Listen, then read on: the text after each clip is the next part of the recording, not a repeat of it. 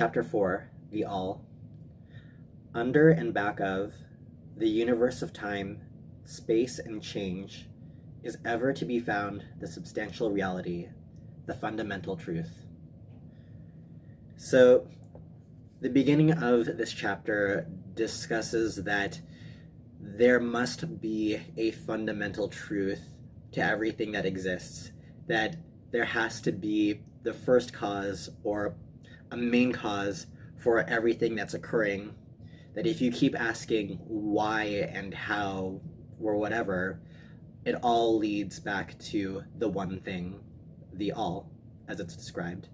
Yes, some people call this God or the Godhead, but the reason why I think that they use the word all is to avoid the religious connotations and to describe this thing for what it is, which is the all, literally anything that could have possibly existed, and even the things that we cannot conceive.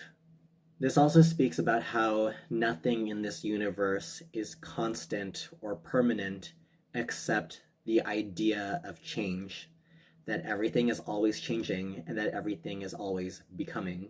Even the things that seem eternal to us, like stars or galaxies far away, science has laid out a sort of timeline that describe the birth and death of stars and how it's all moving towards entropy, a sort of heat death of the universe where everything is at perfect equilibrium and nothing needs to occur anymore. This is a theory, of course, but I think it's just worth mentioning here so that you get some food for thought. We don't know how the universe actually works or how infinite it really is, but theoretically, there might not be a beginning or an end. There are many different discussions about that subject alone, and I'm not going to tread into that. What is generally accepted, though, on the other scale of things, the beginning of it all, is the idea of the Big Bang, the idea of source emanating from a particular point and then things suddenly coming into existence.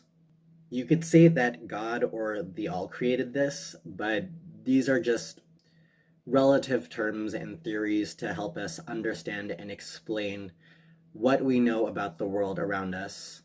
The general accepted truth about the all, and by extension God, is that we can't know everything about it because it is so vast and great that our finite minds can't understand it in its entirety.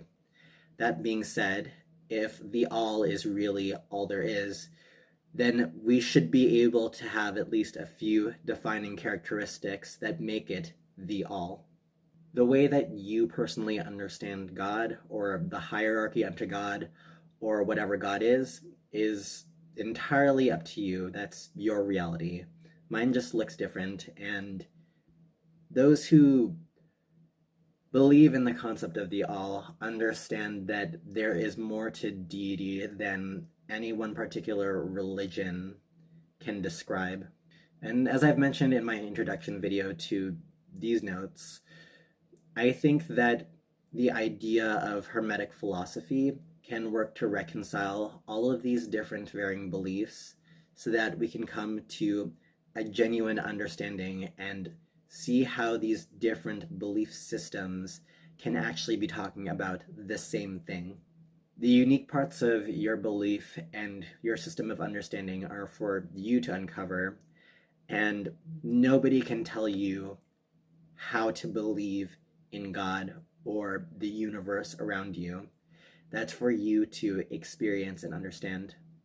Despite what your personal paradigm of belief is, using logic, reasoning, and intuitive understanding, we should be able to come together and agree about a few things, a few defining characteristics of what the all is. This chapter provides 3 points, and to put it very simply, 1, the all must be all there really is. Otherwise, we can't call it the all. There is no thing that can exist outside of the all. Second, the all is an infinite thing that has no boundaries in time or space or energy or power or what have you. That the all has always existed and will continue to exist forever. The third is that the all must have an immutable nature.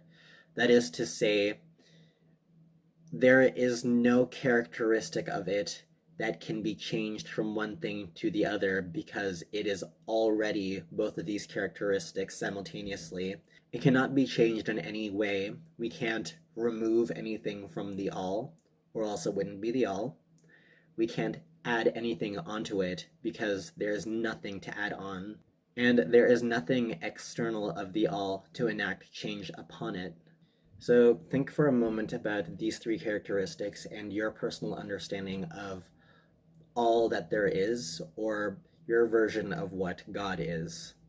If all of these three things are true and we can agree upon them, then we should also understand that anything that is finite, anything that is changeable in its nature, anything that is fleeting or that can be conditioned can't be considered the all because it does not share those three defining characteristics that we discussed earlier. Because we are physical beings and we are very heavily laced into this physical world, the world itself is all that our physical bodies know. But according to Hermetic teachings, there are other planes of existence, and physical matter is just a manifestation of these lower vibrational energies. That is to say, it is dense energy. That the physical world is more like a projection of what's going on the other planes of existence. Not everything that's going on over there is affecting what's happening here, but to a certain extent it can and it does. We see this with the realm of thoughts and emotions, and how we base our actions on these different thoughts and emotions. Thoughts and emotions themselves, though, are just energy, and energy itself can't be all that there is. There has to be an element of free will there, something that generates these thoughts and emotions based on our actions and our conscious decisions. If the world and everything was just energy on its own, then there would be no soul attached. Even though energy has physical mediums to work in, that is to say, our bodies, energy can't be all that there is because there's something that's powering or generating this energy. Something that goes beyond just our physical form, the way that our thoughts patterns work. And this is what we refer to as the spirit.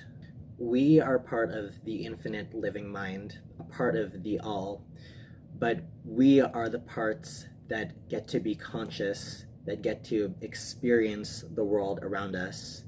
We get to be the observers as well as the observed. We co-create this world together. We live in a world of physical matter and energy, but this is also a world of free will where we get to choose how things unfold and we get to plan our actions accordingly. And I believe that free will and our spirit are very closely linked together, and they work to help us operate in this physical world.